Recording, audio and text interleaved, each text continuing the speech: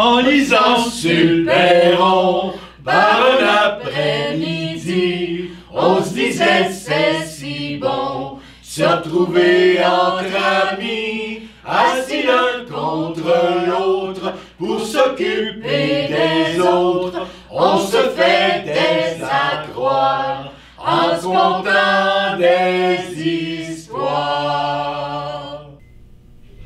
Avant d'être un film, autant En emporte le vent, qui mettait en vedette Vivien Leigh et Clark Gable, avait été un livre écrit par Margaret Mitchell.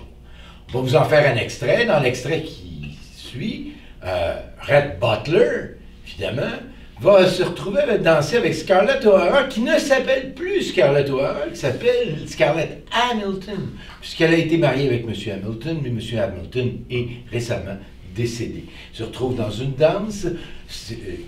Rhett Butler fait danser Scarlett, un peu malgré elle ou pas, reste à savoir. Comment osez-vous attirer tous les regards sur moi, Capitaine Butler? Mais ma chère Madame Hamilton, vous désirez tellement, si manifestement attirer les regards sur vous. Oh, comment avez-vous pu mentionner mon nom devant tout le monde? Oh, vous auriez pu refuser. Mais je me dois à la cause. Je n'avais plus le droit de songer à moi-même quand vous avez offert une telle somme. Cessez de rire, là. Tout le monde nous regarde. Oh, quoi que nous fassions, on nous regardera et n'essayez pas d'entamer le couplet de la cause avec moi. Vous vouliez danser et je vous en ai fourni l'occasion. Oh, cette marche, c'est bien la dernière figure du quadrille, n'est-ce pas? Oui, c'est vrai. Il va falloir que j'aille me rasseoir, là, maintenant. Ah, pourquoi? Vous ai-je marché sur les pieds? Non, mais on va jaser. Oh, franchement, est-ce que ça vous fait quelque chose au fond du cœur? C'est-à-dire que...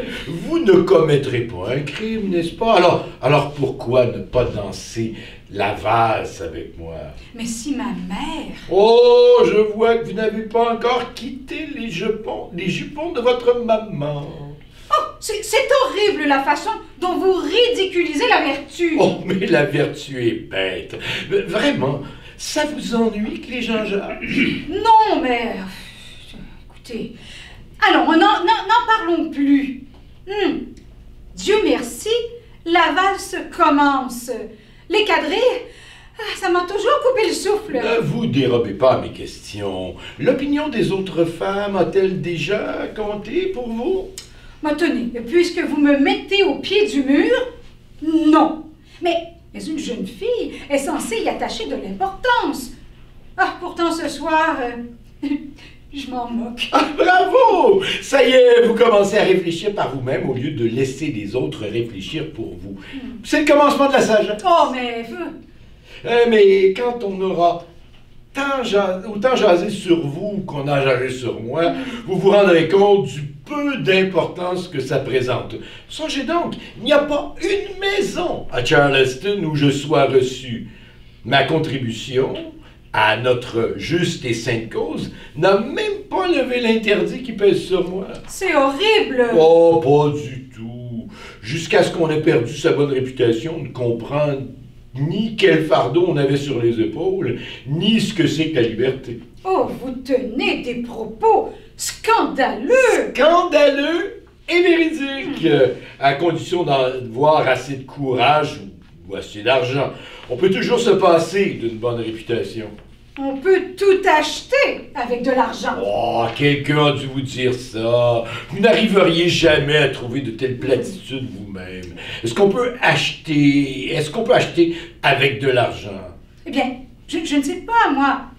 En tout cas, ni le bonheur, ni l'amour. Mais si, en général. Et quand on n'y parvient pas avec de l'argent, on peut l'acheter avec quelques-unes des meilleures compensations. Vous avez donc tant d'argent, Capitaine Butler? Voilà une question qui dénote une personne bien mal élevée, Madame Hamilton. Je suis surpris, mais oui, pour un homme auquel on a coupé les vivres dans sa prime jeunesse, je n'ai pas trop mal réussi. Et je suis certain de devenir millionnaire avec ce blocus. Oh non! Oh si! Oui, la plupart des gens n'ont pas l'air de se rendre compte qu'il y a exactement autant d'argent à tirer du naufrage que de l'édification d'une civilisation. Mais et que veut dire cela? Vos parents, les miens, et tous les gens qui sont ici ont gagné leur fortune en créant une civilisation là où il n'y avait que désert. Cela, ça s'appelle construire un empire. Ça rapporte la construction des empires.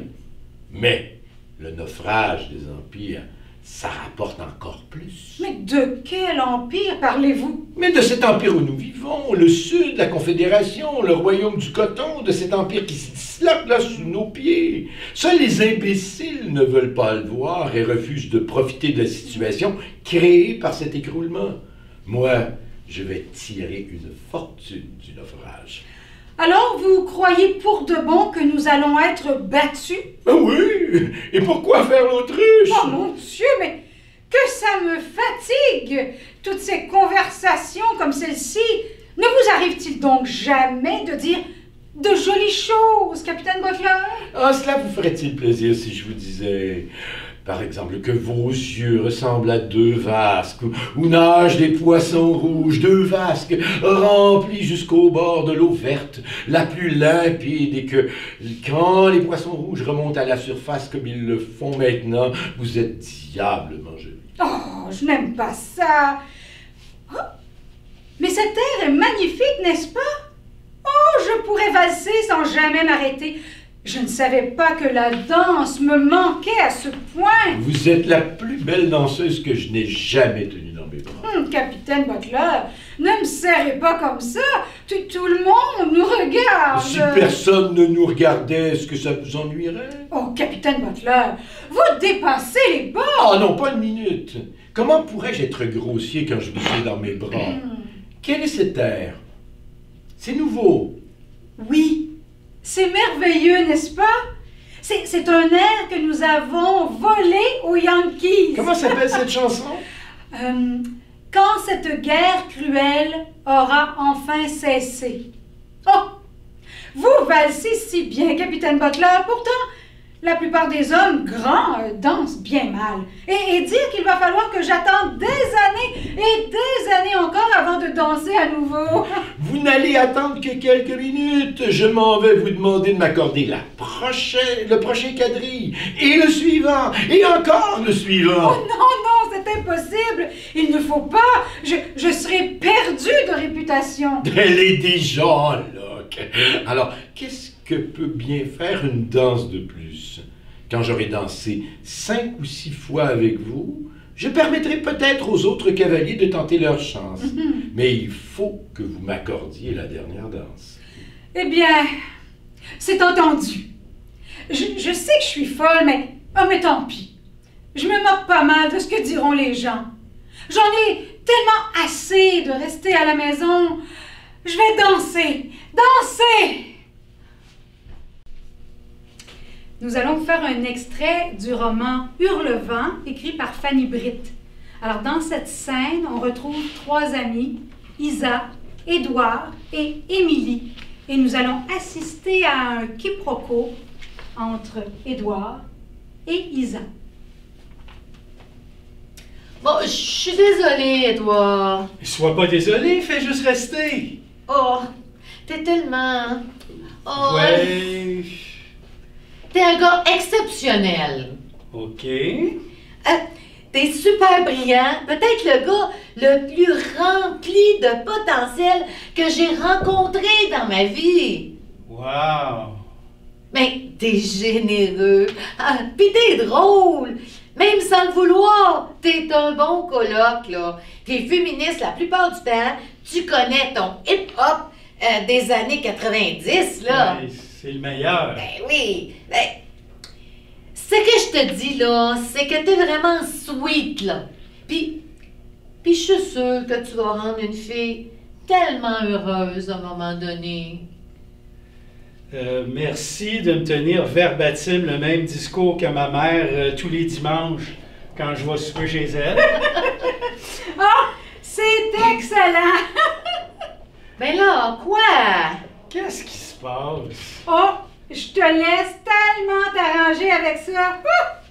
Mais je veux juste te dire que même si ça peut pas être moi, pour toutes sortes de raisons, là, puis oui, Paul en fait partie, là, mais sache que c'est pas toi, hein? Je veux dire, c'est mon incapacité à être séduite par toi, c'est tout! Est-ce que tu penses que je tripe sur toi? Hein? Ah, tu penses que je tripe sur toi? Et qu'est-ce qui a pu faire penser à Isa que je tripais sur elle? Tu tripes pas sur moi!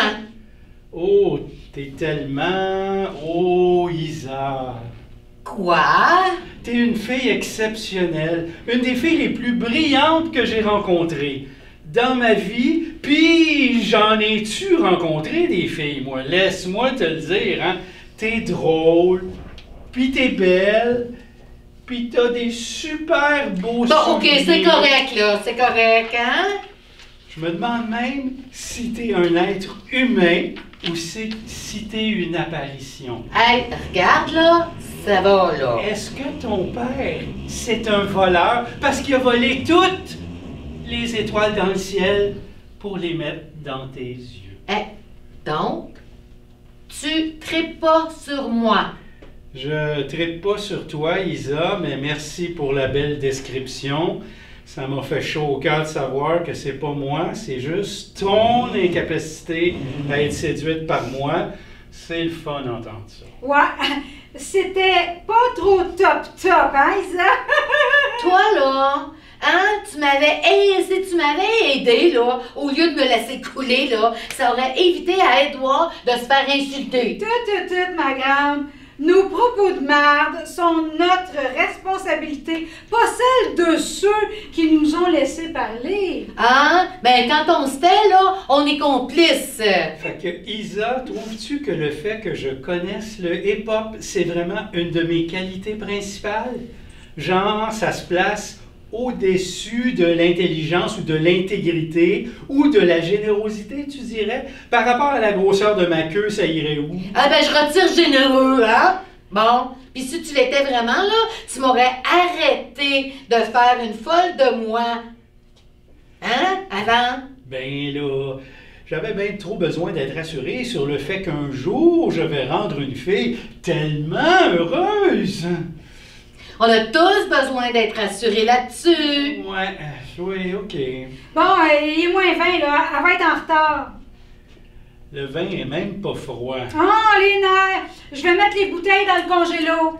Oubliez-les pas, mais une alarme, sinon ça explose. J'ai peut-être été insultant, tu sais, je m'excuse.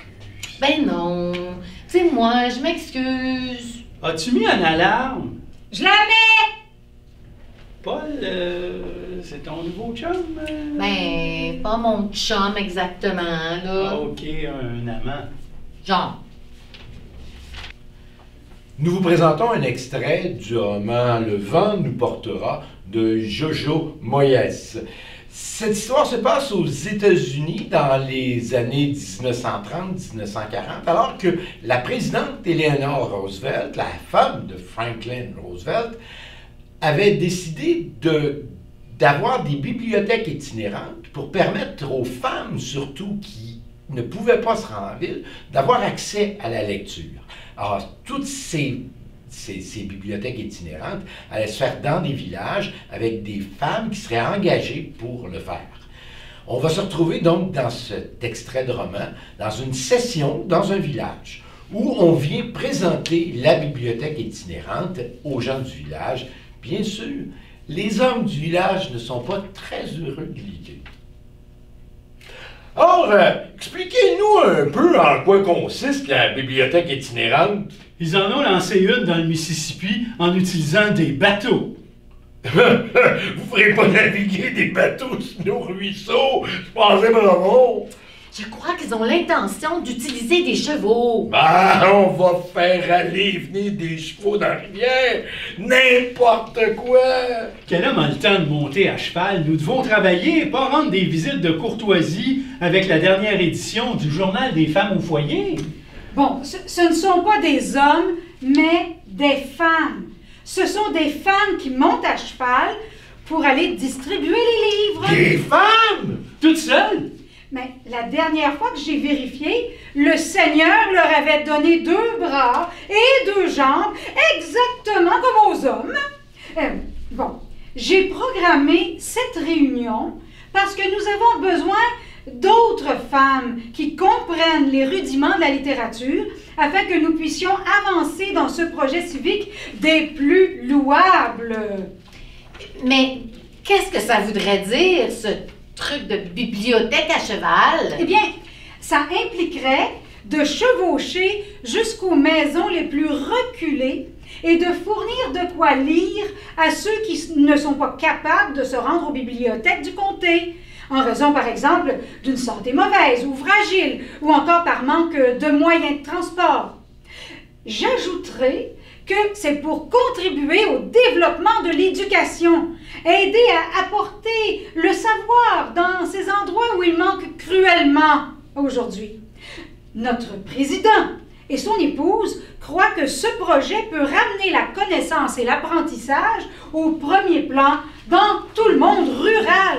En tout cas, hors de question de laisser ma bonne femme chevaucher seule les montagnes. Tu peux prendre la mienne, va, je serais ravi si elle partait au galop et ne rentrait jamais à la maison. Monsieur, s'il vous plaît, je demande que quelques-unes de nos dames contribuent à notre bien civique en s'inscrivant. Hein, le projet fournira les chevaux et les livres et il vous faudrait simplement vous engager à les distribuer au moins 4 jours par semaine. Il y aura des journées interminables, oui, qui commenceront de bonne heure, étant donné la topographie de notre beau comté. Mais je crois aussi qu'il y aura d'immenses récompenses. C'est pas prudent pour une femme seule, je vote contre. C'est pas convenable! Les femmes devraient s'occuper du foyer, et puis quoi encore? Des femmes des mines? Au volant des camions? Oh, monsieur, si vous ne voulez pas, et si vous ne vous rendez pas compte qu'il y a un monde entre un camion et un exemplaire de La Nuit des Rois, alors que le Seigneur vienne en aide à l'économie du Kentucky, car j'ignore au-devant de quoi nous allons. Les familles devraient lire la Bible, rien d'autre. Puis qui va surveiller le genre de livres qu'elles vont distribuer? Vous savez comment elles sont au Nord? Elles pourraient propager toutes sortes d'idées folles. Mais ce sont des livres, monsieur. Les mêmes que ceux avec lesquels vous avez étudié quand vous étiez petit. Mais je crois me souvenir que vous étiez peut-être plus appliqué à tirer les nattes des filles qu'à lire. Oh! J'ai oublié de préciser.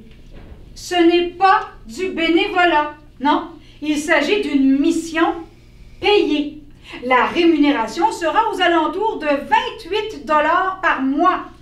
Alors, qui voudrait s'inscrire? Non, mais vraiment, là, je vois pas pourquoi le gouvernement gâche des deniers publics gagnants à soir à notre front pour distribuer des livres à des gens qui savent même pas lire.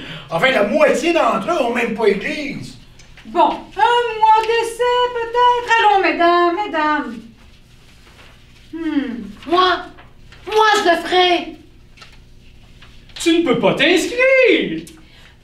Mon époux me disait à l'instant qu'il croyait avec ferveur en l'importance du devoir civique. Exactement comme sa chère mère. Je serais donc heureuse de me porter volontaire. Mais vous connaissez pas les routes de cette région. C'est pas raisonnable. Eh oui, tu connais pas les routes, Alice. Je lui montrerai. Je ferai les trajets avec elle 1 semaine ou 2 et nous pouvons la garder à proximité de la ville jusqu'à ce qu'elle prenne ses marques. Est-ce que vous savez monter à cheval? Depuis que j'ai 4 ans. Ah! Alors, notre prochain texte est un extrait d'une pièce de théâtre qui s'appelle « Le saut du vent ». Alors, on est dans un village de montagne. Il vient d'avoir une avalanche. Un ami de tous les gens rassemblés que vous allez voir vient de mourir. Alors, ils sont là à attendre l'arrivée des gendarmes et vous allez voir, ça parle pas mal. Allô? Oui? Oui, c'est moi. Oui, pas. Moi, pour M. Fernand. Oui. C'est ce nom-là, oui. À Saint-Guillaumin, oui. Ah bon? Ben, c'est vrai, avec toute cette neige, oui, mais quand même. Ah ben oui, ça, il est mort, il n'y a pas de doute. Hein? Non, je veux dire, il n'y a pas de doute qu'il est mort. Ben non, bien sûr, il n'est pas pressé maintenant. Mais enfin, non, je comprends. Bien oui. Non, d'accord. Oui, bon, ben, quand vous pourrez, alors, hein? Qui c'était? Ben, les gendarmes, ils ont une avalanche du côté de Luz, ils peuvent pas venir. Une avalanche? Oui, une dizaine de touristes bloqués dessous. Bon, si c'est des touristes. Oh, Estelle, c'est des gens comme nous. Pas comme nous, c'est vite dit. Tu fais du ski, toi? Bon, des fois. Ah oui, tu fais ça, toi. Tu fais la queue au remonte-pente dans ta combinaison fluo et tout et tout. Qu'est-ce que c'est? Qu'est-ce qui se passe? Les gendarmes nous laissent tomber. Ils préfèrent s'occuper des touristes. Mais c'est une honte! Mais qu'est-ce que tu veux, ma pauvre? C'est comme ça aujourd'hui, depuis que Jean-Jean fait du ski dans sa belle combinaison fluo. Jean-Jean? En combinaison? Hein? Tu veux les bas aussi? Non, mais arrêtez avec donc vos bêtises. Vous êtes tout de même dans la maison d'un mort, un peu de respect. Du respect? Mais ils en ont, eux, du respect de nous laisser tomber comme de vieilles chaussettes? Débrouillez-vous avec votre cadavre. Non. Ah, tu sais bien comme elle est. Elle a de la peine, alors elle fait l'idiote. Bon, hein? Elle faisait déjà ça quand on était à l'école. Oh, tu vas pas recommencer. C'était il y a 100 000 ans. C'est peut-être pas plus mal que les gendarmes puissent pas venir après tout. Pourquoi? Ben, je sais pas trop si... C'est comme ça qu'il faut faire quand c'est un accident. Déplacer le corps, le laver, tout ça. Ah, parce que pendant qu'eux, ils s'occupent des touristes en combinaison fluo, nous, on aurait dû laisser Fernand se faire bouffer par les bêtes. Qui c'est qui a dit ça? Qui? Mais les gendarmes, tiens, les copains à Jean-Jean. Ah oui, ils mettent des combinaisons fluo aussi. Oh, mais taisez-vous, il y a quelqu'un, là. Salut Jean-Jean, alors c'est vrai que c'est toi qui l'as trouvé? Salut Vincent. Les nouvelles vont vite, À ce qu'on l'école? dirait. Ben oui, les gamins ne parlent plus que ça, ils sont excités comme des puces. Ils veulent tout savoir et ils inventent ce qu'ils ne savent pas. Ça a pas dû être drôle. Ben, c'est pas le meilleur moment que j'ai passé avec Fernand. Oh, pauvre Fernand. Oh. J'ai du mal à le réaliser et il paraît qu'il est tombé. Ouais, il est tombé du saut du vent. Mais comment c'est possible? Faut le faire exprès pour tomber de la falaise à cet endroit. C'est pas spécialement traître. Et Fernand connaissait ce coin par cœur. Je comprends pas. Oui, c'est une balade qu'il a faite des centaines de fois. On y allait souvent. Mais il y a peut-être eu un malaise. Il a peut-être trébuché. On peut toujours se tordre un pied bêtement. Ah ben, c'est toujours bêtement que ça se passe, hein, de toute façon. Ah, j'aime pas ça, penser à ça. Tu vois, Jo, comment c'est dangereux. Maman, ça n'a aucun rapport. Comment ça? Aucun rapport. Marcher en montagne ou sur une charpente, là, ben c'est pareil si tu tombes. Ben, si je tombe, je me ramasse. Et toi, Vincent, là, tu pourrais pas t'inquiéter un peu aussi? Que je sois pas toute seule? Mais je m'inquiète, Estelle, je m'inquiète. C'est pour ça que je lui ai confectionné un petit parachute individuel. Tu vois, c'est un modèle extra fin qu'elle peut ranger dans son soutien-gorge. Je ne sais pas si tu as remarqué, mais Jo faisait du 36A et maintenant elle fait du 38B. Ça n'a pas que des inconvénients pour elle, n'est-ce pas? C'est plutôt pour moi que... mais là n'est pas la question. Alors, le parachute se range dans le bonnet droit et le ventral dans le bonnet gauche. Donc, en cas de chute, elle n'a qu'à tirer sur la bobinette et... T'as pas un peu fini de te payer ma tête, espèce d'idiot? Mais qu'est-ce que j'ai fait au bon Dieu pour que ma fille épouse un abruti pareil? Pauvre Pétronille! Oh, arrête de m'appeler comme ça, Mais maman. enfin, C'est ton nom. Merci, maman, de m'avoir donné ce prénom grotesque. Oh, grotesque, mais non, pas du tout. J'aime beaucoup ça. Dis plutôt que tu ne t'es pas habituée, ma pépette. Oh non! Je me suis pas habituée et je veux pas m'habituer. Laisse-moi tranquille avec ça. Bon, puisque nous en sommes à parler de mon nom et de mon surnom, hein? Ce serait bien que tu arrêtes aussi de m'appeler Pépette. Ah non, là, je suis pas d'accord du tout. C'est charmant, Pépette, c'est tout mignon, c'est tout... Mais ça, par pitié, on rajoute pas. Ah, enfin, pour une fois que nous sommes d'accord tous les deux, merci Vincent, j'apprécie ta solidarité. Mais Pétronille, pourquoi alors est-ce que tout le monde t'appelle Joe? Ben, c'est une vieille histoire, là. C'est parce que je suis charpentier, comme Saint Joseph, le père du Christ.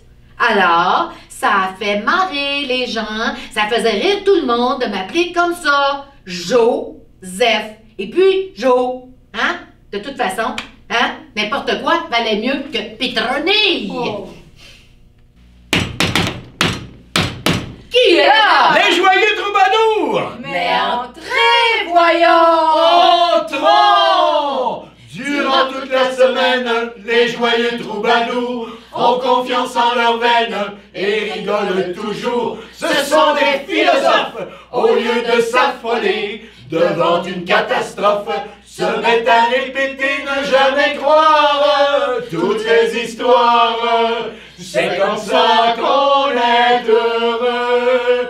Faire un sourire quand tout chavire, c'est comme ça qu'on est heureux. Aimer la vie et ses folies, c'est comme ça qu'on est heureux. Et trouver le ciel bleu quand il tonne et quand il pleut,